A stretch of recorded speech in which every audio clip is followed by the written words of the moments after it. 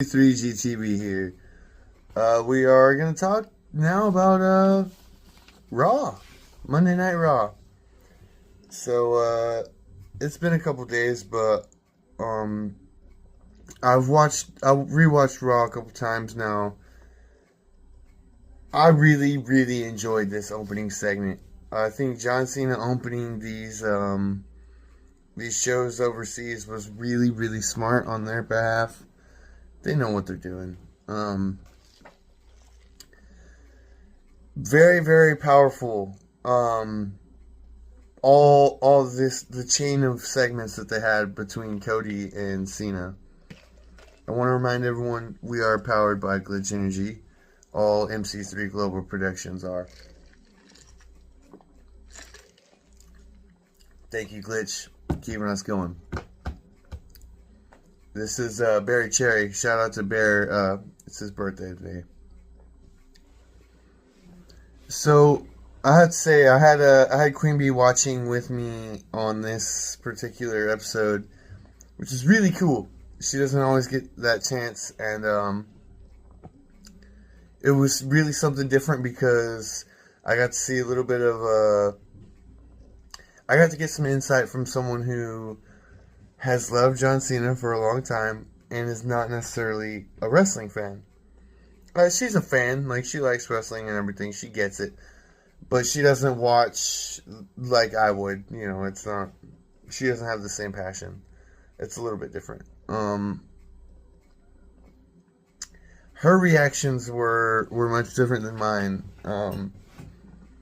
Like I said, she's a John Cena fan, so she was more for him and really doesn't have a whole lot of love for Cody Rhodes.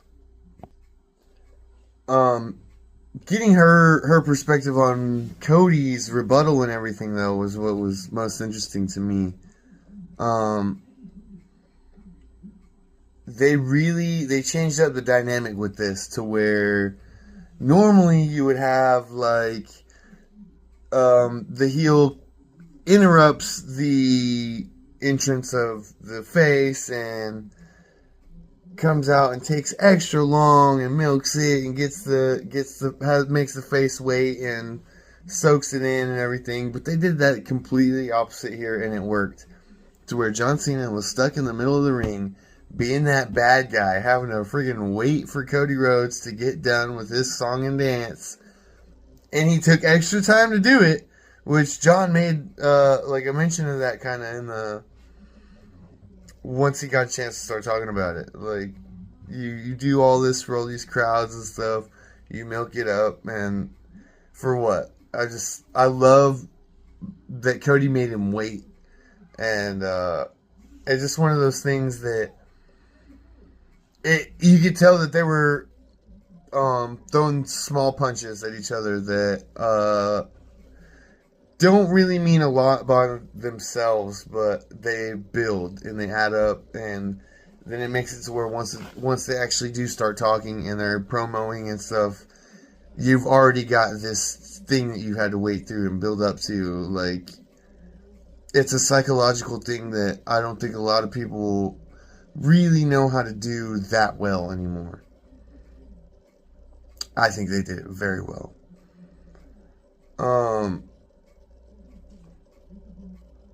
I thought that the Cody using his own criticisms, like things that he knows people are gonna talk smack about, like his lisp and stuff like that. I think him bringing that out first to say, like, I've already got the thick skin against these things, like, that means a lot to his character, I think, because that's like what we can relate to. Like, we know we've got these things. Like, I know my teeth aren't perfect, but that's something I have to live with every day, and you're not going to bring me down just because you want to make fun of me for it. Like, we're still who we are. Like, there's no difference in my character because of that. And Cody's saying the same thing here. Like, just because you have these things that you want to point out or call shots at me for, like, I'm still the world champion, undisputed champion. Like, your little childish name calling isn't gonna do anything to me. Um, and it's funny to me that Cody called him Superman and said Superman is dead, instead of actually saying like Super Cena. I thought that was really cool. It is like they're the same thing, but I just think it's funny. Cody kind of called him in that. You could tell Cena was like trying to put this together in his head. Like he had these things that he probably knew he could use when he came out, and now that he was out in the ring and Cody shot some stuff that he was like, I know this might be what you kind of use, you have planned, but I'm gonna go ahead and make sure that you can't use it against me. And they may have spoken about some of that beforehand. Sorry, I spilled my glitch on me. They may have spoken about some of that beforehand, I think. But for the most part, it felt like they really they trusted each other to be able to throw those fastballs that the other would be able to really knock out of the park. When the protection time was up, when it was time for Cena to really start burying the hatchet, or not burying the hatchet, but like bringing out the hatchet for the burial, the shovel, I should say. Cena says that Cody stole his formula, which I don't necessarily agree with. I don't think that was the John Cena formula. I think that John Cena has very much got the Hulk Hogan formula that was around long before he ever existed, so I don't know. It doesn't make sense to me where he thinks that he created the whole I'm the man for the company, toting the company line, hugging babies and kissing fat chicks and stuff, like Batista would say. He didn't invent that. That's not, I don't know why John thinks that, but this to me, it very much felt like they just watched Breaking Bad, and John Cena's telling him, you can't cook like I can cook. You're putting out bad product, and I know it's you, and I'm going to come and wipe you out and fix it. Like, that's how I see this whole... That whole promo right there was Walter White versus Jesse. 100%. I don't care what anyone says. That's what that was. John was watching Breaking Bad recently. I think it's great. It's a wonderful formula. This story of you're putting out a product that is subpar compared to my product that had people like begging for more all the time. And I think it's a fair argument to be made, but I think John Cena is also a little full of himself on that, when as much as you want to say it was John himself, it's never been just John Cena to make it all happen. The crowd was always just as much a part of John Cena being as much of a good guy or as much of a bad guy. I don't think that you can, because like those, like I was talking with my wife about the crowd and them chanting POS to Cena after Rhodes had said it. I think that John Cena is one of those few people that he could really carry that with him. Anywhere he went, he could have that crowd to be either totally for him or totally against him, or 100% divided. And there's so few people that have the ability to do that now. I think he really may be the last one to carry that ridiculous polarity. And I think that's going to matter a lot going forward. Just mainly because of Cody trying to use the crowd as much as he is. I think that we're going to see by the end of this that the crowd is just as much with John Cena as they are against him. And that's the beauty of this, is it's, as much as Cody is this great, overshadowing babyface that is really taking over the wrestling world by storm and everything, like, I don't think that his journey can be compared to Cena's in the same, because I don't think that John Cena really did it all on his own in the way that he's claiming that he did. I just feel that there's no scenario here that it doesn't work out that John Cena realizes how much the fans have meant this whole time. I feel like that's part of why Cody has mentioned what he has. Like, you know that they are the reason for everything. Like, you want to sit here and say all this, but it was Cody's line about the fans saying that they never chanted "You can't wrestle" to him. That's what sent him over the edge and got John back in the ring. And I think that it's the fans' perception of him that is going to mean the most to him at the end of it. And that's going to be the legacy that he has. Like, those Make-A-Wish kids, like, you're not going to say to them at the end of his run, "Oh, I'm this great, wonderful world champion. I'm going to leave with the champion, but screw all those Make-A-Wish kids." Like, I just don't see that happening. I think that they're going to go full circle with this by the end of the year. It's very interesting to me because of how hard they've sent John into this particular promo. Like, he was very big on bashing anyone and everyone. I do think it's funny, though. I think the crowd's going to be chanting POS towards John for the whole rest of his career now. I don't think he's going to be able to get that. I do think it's pretty cool Triple H let them just run wild and say whatever they wanted about AEW or anything. Like, I don't think that's bad. I think that's really good for AEW. It's exposure to them, and it's not like they didn't have to say the letters AEW or anything. They didn't have to call anyone out specific or say any names. But anyone that knows, and anyone that doesn't could easily go find out. And I think it's only a matter of time before these other forbidden doors or whatever are really broken down. I think WWE and TNA working together is really the start of something great.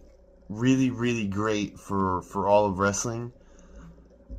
I don't think that the tribalism is good. I mean, in some ways, yeah, maybe, but I think there's so much better having, like, a friendly rivalry like SmackDown versus Raw was back in the day. Like, nobody cares who's actually winning the SmackDown versus Raw thing.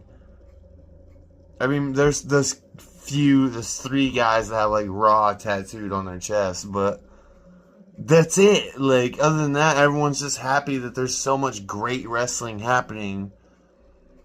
And you could do a Survivor Series that's AEW versus WWE. Oh my goodness. You know how much money that would make? A lot of money.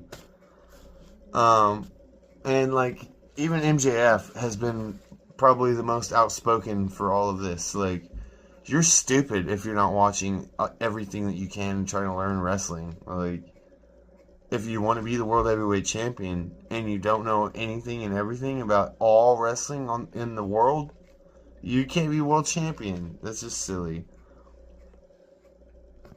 My final note on the Cena Rhodes segment. I have to say, I don't think anyone at all that was watching or going to watch or has watched since Monday, I don't think anyone could have predicted that by the end of that segment, the final Raw segment that Cena is scheduled for before WrestleMania, you would see John Cena on his back and Cody Rhodes blowing smoke off the gun. That's just like, as far as iconic wrestling images go, I think that one is, it's got to be high up there. How many people can ever say that they have that moment of, they laid out John Cena, they got the end of like the segment over him? It should have closed the show, honestly. I think that the way that we got the show to close was crap.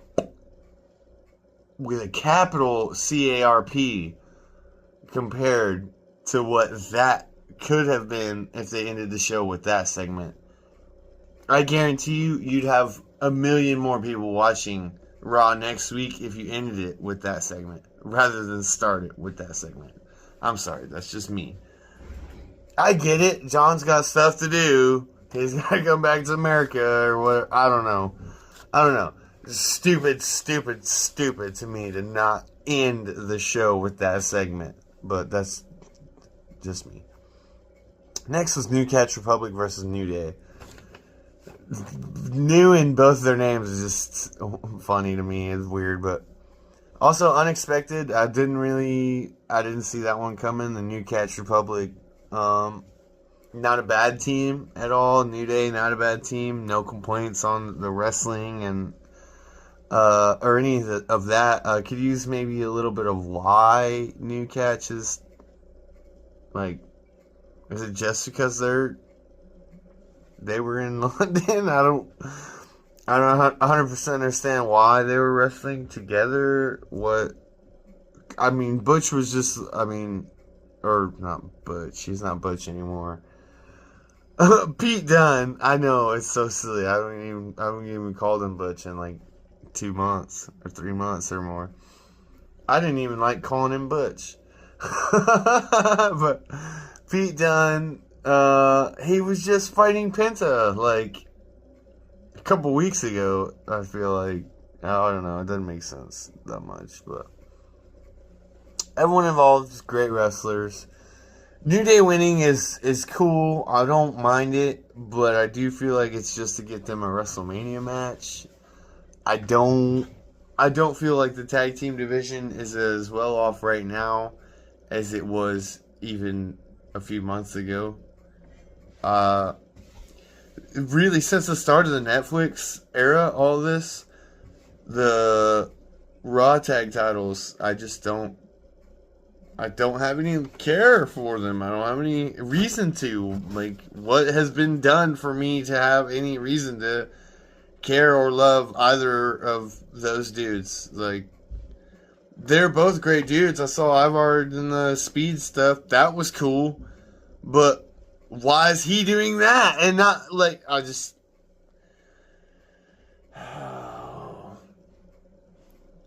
Triple H, I don't think is a tag team guy. I don't think he fully understands it like Michaels.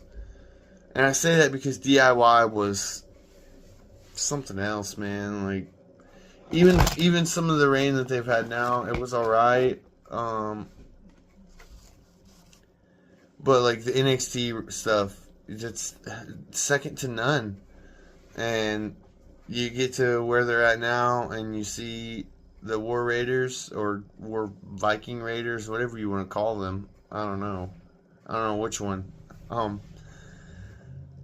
They're the biggest, most athletic, like scary Viking dudes, and I couldn't care less. I don't see them as major threats. They've never been. It's not like you hear their music and it's like, oh, what a rush, like it's not the same like it was back then. Like, I don't know. It's just a lot of it is the music itself too, but that's something else completely different. I just think the presentation of these tag teams, like especially these guys, these two are supposed to be absolute killer monster Viking Raider dudes. Like, I don't buy it. They are like They look like the biker dudes that shop at Bed Bath and Beyond. Like, what the heck? Next was the sacrificing of Jimmy Uso. I refuse to accept it being called anything less than 100% human sacrifice. Gunther, he punished that man. He didn't pull any punches at all. He saw some dirt, some grime on the ground, and he used Jimmy's face to mop it up. Yeah, it was like that. Gunther was 100% out for blood after getting smacked last week. He probably told him before the match, like, hey, prepare yourself.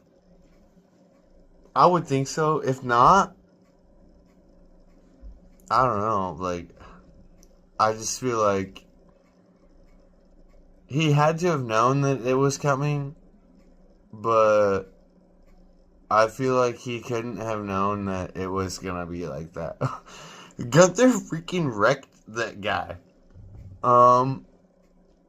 Big Jim, he's not the smallest little dude, but Gunther made him look like a child. I'm not gonna lie. The drama alone built on the back of just this segment.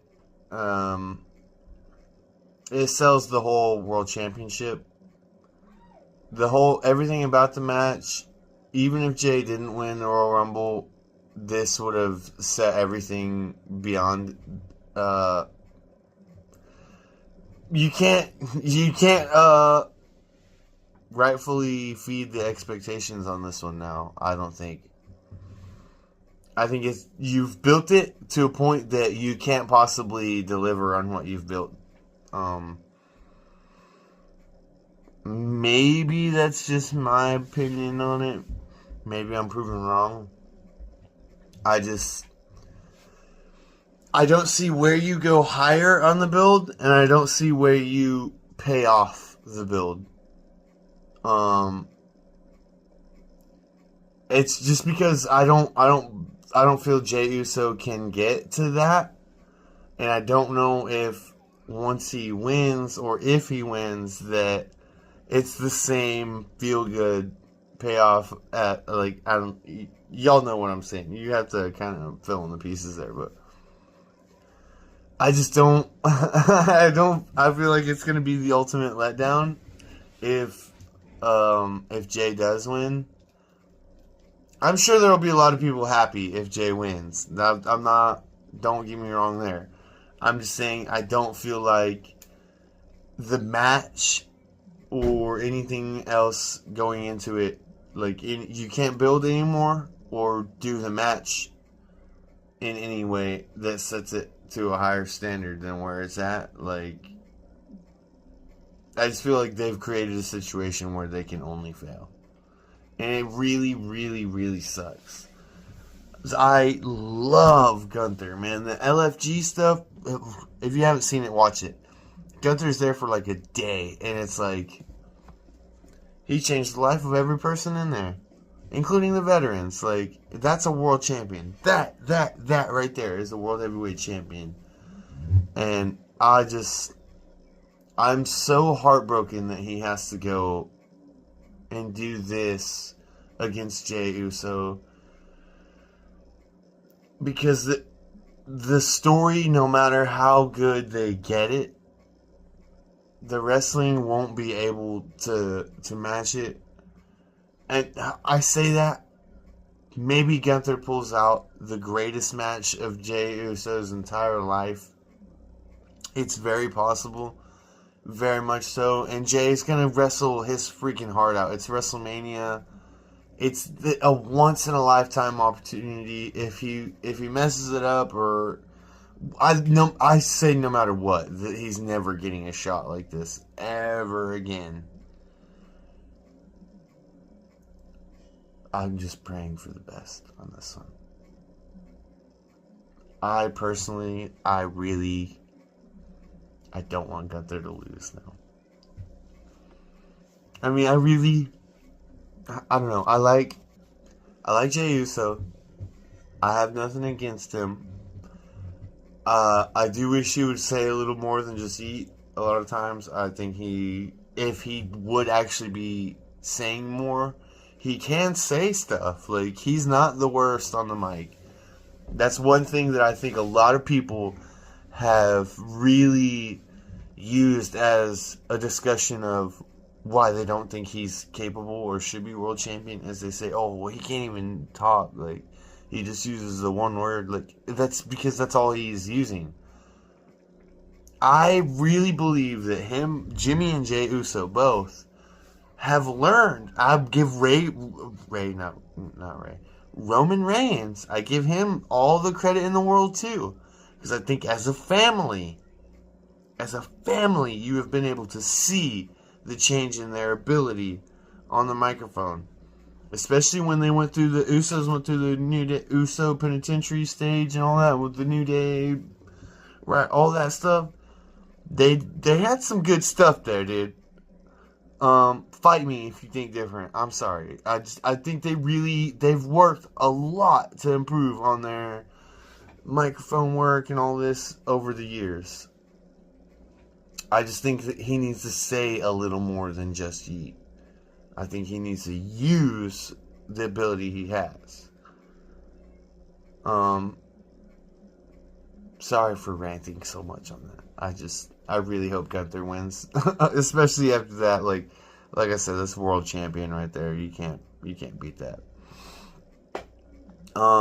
I still think the new member of Judgment Day is going to happen. I know that they say Penta's out; he's not going to be a member, but I think they're going to find someone. I don't know who it's going to be yet, but I do feel it's coming still.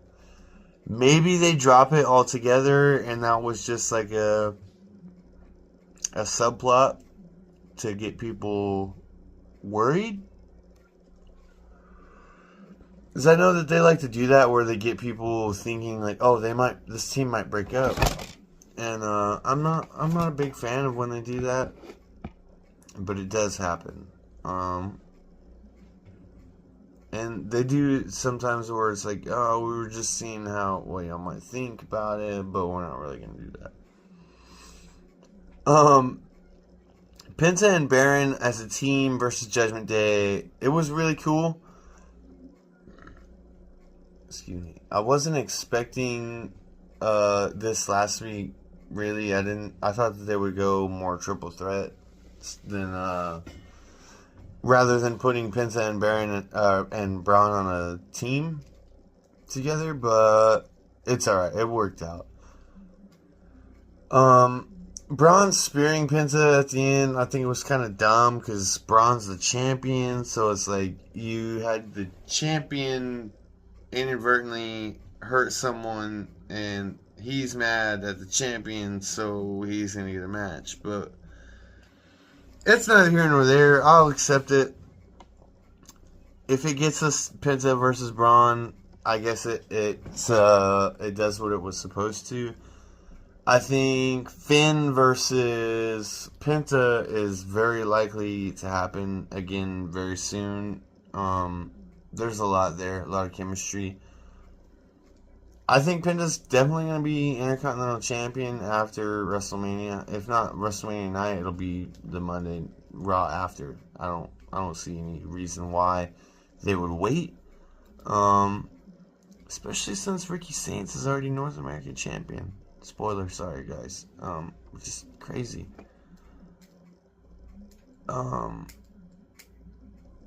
It's crazy stuff. The crowd randomly chanted Cody Rhodes in that match. Even my wife was like, "Are they chanting Cody Rhodes right now?" I was like, "Yeah, that wrestling, you know." That was just a first time experience for her. She's never been watching a match of 4 different people and someone's name being chanted that wasn't even in the match. I think the New Day needed this W. just where have they been going, really? Raquel and Liv getting the tag titles, the women's tag titles, is cool. I really like that, but it still feels just like placeholdery. It doesn't it doesn't feel like they're doing much with them. They don't call people out. They're not attacking or defending anyone or anything, or it's just like they're hanging out and they've got belts. It's not my biggest enjoyment in wrestling. But that's just me, I guess. I really, maybe they're defending them live. I don't know. I feel like stuff like that should be spoken about more. I think they definitely defend them in dark matches and things like that, but they don't talk about things that happen off of TV enough, in my opinion. Because everyone should know wrestling is happening. They're not just only wrestling on Monday nights and only wrestling on Friday nights. Like, that's when the stories are happening for the TV shows, but the titles and stuff are still being defended outside of that, and I don't think that's shown enough or cared about enough. It was a big thing that they used in the territory times. You would see someone with a belt, and then they're off TV, and then the next time you see them, they don't have a belt, or they have something else, and it's like, oh, well, they were in Georgia or something, and they lost it, and I know that's a terrible example, because that's like, it's so few people would really even understand what I'm going with that. Especially this new generation, guys. I'm sorry.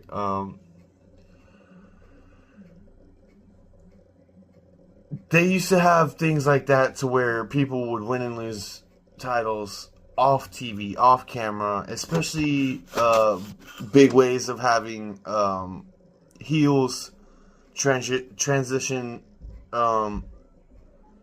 where a babyface would lose. They didn't like to do it on television. They would have it done off of television or something, where it's like, then you can come back and beat the bad guy on TV, and just little stuff like that. There's very specific times I would have to really dig and think about. I think there was times that they did it with the Intercontinental Championship where you would be like, oh, what happened? And they're like, oh, he won it. One of those times I do believe was tag team titles or something, I think, where it was something with the Hardys. They had won or lost them off camera, and like people were like, what? Something like that. I remember there's things like that have happened a lot, though. I don't think that that's spoken of or even talked about enough. Like, they feel like they don't want to waste it now. Like, to me, Julia could have easily dropped the championship to Stephanie Vicker off TV, like, but they wanted to make a spectacle out of it and all this, and it's all just, it's whack. I don't know. It's, in my opinion, it's pretty whack. I think Natalya and Maxine, the mention of that is really cool, because that's like I was saying, they're throwing something for the women's tag team division. So I'm disappointed we're not going to see El Grande Americano this week. Glad we'll see him next week. You're good, buddy. Go. Sorry, it's Triton. He came to ask for something to drink real quick. Otis versus Chad is going to freaking blow the roof off the place wherever it happens, whenever it happens. That one is going to be absolutely amazing, and I can't wait for it. This quick backstage interaction with Benza and Braun Breaker really cracks me up. I mean, I could not think of a least intimidating individual, like Braun Breaker, I would just smack that dude and walk on. Like, trying to have a legitimate argument and take this man like a serious threat would just be impossible for me. AJ Styles versus Logan Paul, I think it's already a great match. Say what you want to about this segment. I think there's plenty of criticism to be had, and fair enough. I think Logan definitely cracked under the pressure a little bit. Understandably so. I mean, how many other people do you know that have ever been in that kind of situation? In London, like that, it's totally different. It's totally different. Even like Travis Scott said, being in the ring with The Rock and John Cena like he was in that moment, it was different than any stadium show or anything he's ever done. So just take that into that perspective. Like, this is a totally different scale than anything Logan has done. And then, like, add London. That's a crowd. They were so rabid and hostile. Like, they could shake anyone. I mean, I think even John Cena was a little bit moved, I would say. Maybe not shaken, but moved a little bit. Like, you know what I'm talking about? He could feel it. I don't think there's any denying that. I do have to say I will agree with the criticisms on Logan Paul. Just saying, oh, well, y'all are poor. Y'all are poor. Like, fair enough. Cheap heat. Congratulations. But at the same time, do better on what you're saying to get heat. I think that's a fair criticism. I'll be the first one to defend Logan because I think that a lot of people come at him with an unfair bias because of other things, and that's, I think, if you're gonna judge a wrestler on wrestling and stuff, let it be about wrestling and not who the person is, and that's just me. But that applies to a million different things, a million different ways. I'm sure that there's some kind of way you can catch me on that and be like, oh, well, you were just totally hypocritical right there. I'm sure it's possible. It's things like that are very gray. I think that a person's life away from the ring and in the ring can be two completely different things. And I can understand why some people would say that you can't have one without the other, but I don't know. I'm very much of the belief that it's a job. Like, they go home when the lights go off. You know what I mean? Like, I really don't think that this whole Bailey Lyra thing is worth the time of day. I really don't. I think that there's so many more opportunities that they could be giving or using for other people with the Women's Intercontinental Championship. I think the Men's Intercontinental title, too, could probably actually be defended a little more. Just with the space of time that they have between some of these shows. Like I was saying before, they could easily defend it in house shows and stuff, and they win. So why can't they have solid championship defenses on TV a little more often? I know Lyra's had a few of them in the Netflix time or whatever, but none of them have really been anything to call home about, or like even very long matches. And that kind of fed into the main event of this Raw. I kind of felt, I knew it was not going to be the longest match because of how late it was already, and it just felt like it kind of got rushed. As painful as it was for that to happen. I think everyone in the match delivered. I liked Bianca's work as a referee. I think it was kind of funny that the ref before, like, they're saying that the ref was teaching her how to do that. Like, she's done that before, dude. Anyone that knows wrestling knows that's like you learn that early in your journey. I just thought that was funny.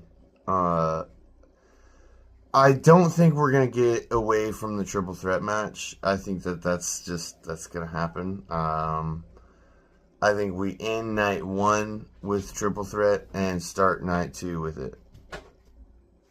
I know people are gonna probably talk some trash on Bianca, Rhea, and Io starting night two. But I think that's the most likely option is they end night one with triple threat, start night two with the women's triple threat. I could be wrong, but I just don't see them doing that any other way because, I don't know though, because they may start night two with Charlotte and Tiffany Stratton. I don't know. I'm interested to see how that works out. We'll see though. Maybe they don't do the women's triple threat. I just seriously doubt it after Rhea was standing tall at the end of Raw. And that headbutt reversal that she did to Io, like, oh man, that was just really, really good. Even though it was a short match, I still felt it was pretty strong. I think they did some good stuff in there. I was telling myself when it first started happening that Bianca getting involved didn't mean that they needed to come out and make it a triple threat match. I felt they could easily just have Io and Rhea both fight her a little bit and then just that'd be good. I didn't like the double count out. That's kind of frustrating. I've been seeing too many count outs. Like in GWE on WWE 2K25, I'm turning count outs off. Like, I'm so tired of it. It's just crazy. Like, stop with count out victory. There's no reason for that at all. At all. Like, give someone a pinfall. Please stop with that. I dislike it so much. It's so aggravating. Like I said, I don't think we get away from that triple threat match. I think that's 100% happening. Next week there's going to be something happen backstage or something. And they're going to just let Rhea be in the match. I don't know. It's Io and Bianca are going to have some kind of agreement that Rhea needs to be in the match so that they can beat her up together. Or something. I don't know. I just think it's going to go something kind of like that. Not 100% sure, but we'll see. I think it's going to be a great match. Even as there's a lot of people that don't want it. But I'm all for that triple threat, honestly. I have no problems with it. I just hope that even if no matter what, if they do it, Io retains. That's going to be the most important part to me. I don't care about any of the rest of it, whatever. Just make sure she holds on to the belt. I want to see the Women's World Championship be solid for a bit. I kind of like how Gunther has been. I feel like his reign now is starting to really feel more important and be a little more special.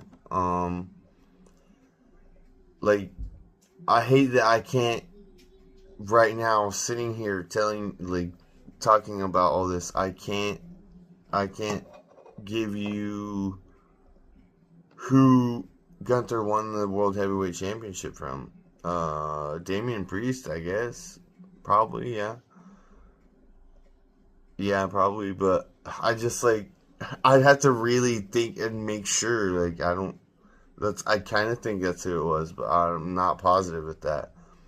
I hate that, but at the same time, I think that what Gunther has just done most recently has really set him apart, and I hope he retains, but we'll see. I think either way, he's made WrestleMania and that World Heavyweight Championship just a little bit more special.